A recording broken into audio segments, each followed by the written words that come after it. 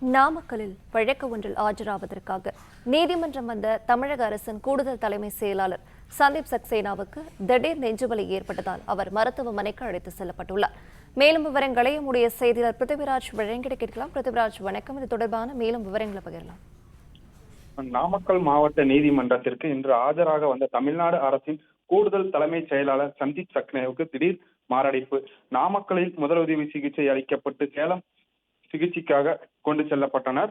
நாமக்கல் மாவட்ட நீதிமன்றத்தில் வழக்கு ஒன்றிற்காக இன்று ஆஜராக வந்த தமிழ்நாடு அரசின் கூடுதல் தலைமைச் செயலாளரும் தமிழ்நாடு காகித ஆலையின் மேலாண்மை இயக்குநருமான சந்தீப் சக்சேனாவுக்கு மாவட்ட முதன்மை நீதிமன்ற வளாகத்தில் திடீரென நெஞ்சுவலி ஏற்பட்டு மயக்கமடைந்தார். அப்போது உடனடியாக அவர் அங்கிருந்து ஆம்புலன்ஸ் மூலம் அருகே உள்ள நாமக்கல் மாவட்ட அரசு மருத்துவக் கல்லூரி மருத்துவமனைக்கு சிகிச்சைக்காக கொண்டு செல்லப்பட்டனர். அங்கு அவருக்கு முதலுதவி சிகிச்சை அளிக்கப்பட்டது.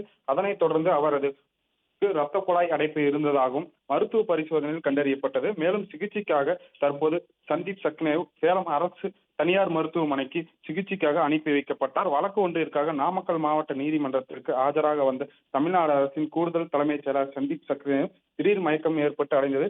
நாமக்கல் மாவட்ட நீதிமன்ற வளாகத்தில் சிறிது நேரம் பரபரப்பான சூழல் நிகழ்வியது.